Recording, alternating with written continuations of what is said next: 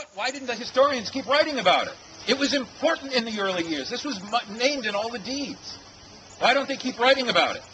Nothing happened to that. Well, one of the things that happens to a lot of Rhode Island history is that the historians in the 1800s wrote their histories based on the town histories that were put together. And the town histories were put together primarily by the people who put the towns together. The mills. And the mills put their history based on when the mills started there. And basically they're like high school yearbooks. Such and such family did this, such and such family did that, in this town according to this mill. And they were put out by the mills basically to promote themselves. Most of the town histories are written like that. What mill is associated with this? Morgan Mills. In honesty, though, not the Rock. Most of the rural places in Rhode Island are not in the Rhode Island history books. Most of the places that are not associated with the Industrial Revolution are not in Rhode Island history books. The fact that you're all here brings some importance back to this, because there is a curiosity about these places that are important in Rhode Island. That's what's really important about coming out here today. This is one of the places that Rhode Island started. This is the place that the interaction in between the Native Americans and the English started here, where we live today. This is one of the places, like the Roger Williams National Memorial, where real freedom started for people, for English people that were coming over here. The Native Americans already had it. But this is one of the places where that example of individuality and personal freedom started for the English that were coming over here. That's what's important about this place. That's what's important about this kind of history.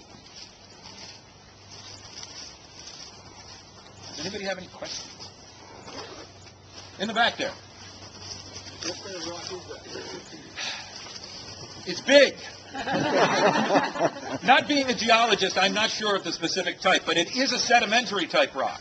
We're surrounded by granite down here, which means that it was brought in from elsewhere. Further to the north, I've seen patterns in rocks similar to that up in Cumberland, but even more so, it appears to me that it's even from further north. Picture a place where you've got grass all around here, and this big rock standing up in the middle.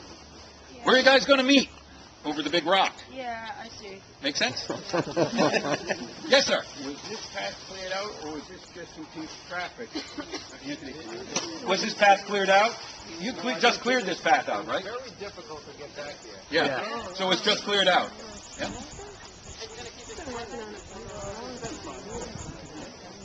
Yes. You talk about this being like open land and pasture. I did some research for Anthony. I'm with the Town Historical Society. Yeah. And back in the late 1600s, early 1700s, the people who owned this land was the Harris family. And they're setting some boundaries. And I'm almost positive they're talking about the rock. They talk about this great, remarkable rock in the goat pasture. Wow. Sure. Wow. I mean, are there others like this around here? I know of one. I'm not sure, but it's called Jones Rock on the Cape. Okay. It's just not right where that is either. Yep. They talk about that. We had to know the rock like it all by itself. Oh, I was explaining a little bit earlier. A mile-thick sheet of ice coming down out of the north like a big snowplow, tearing up the ground, rounding down a lot of the hills that were around here. And where it stops and starts to melt, it's leaving a pile of snow and dirt and rock mixture. And that's what Cape Cod is, and Martha's Vineyard, and Nantucket, and a lot of the landscape around here. But as that ice melts, rocks that are mixed in with the glacier are also dropping and falling and embedding themselves in the earth. Huge chunks of ice are dropping off the face of the glacier, the way sometimes you see icebergs being birthed from a glacier. These huge chunks of ice are dropping a mile and plummeting into the mud at the base of the glacier. And that's where a lot of the kettle ponds that you have around here are formed. This block of ice comes down a mile in the sky, embeds itself in the earth, and makes a big catch basin for water. Might actually go down as far as the water table itself, and now you have a spring-fed pond. So glacial erratics like this It's like somebody kicking a pebble out of their shoe.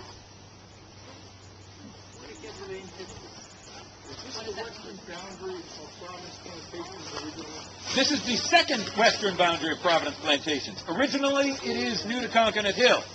But to redefine that boundary, they made the rock the corner of the settlement.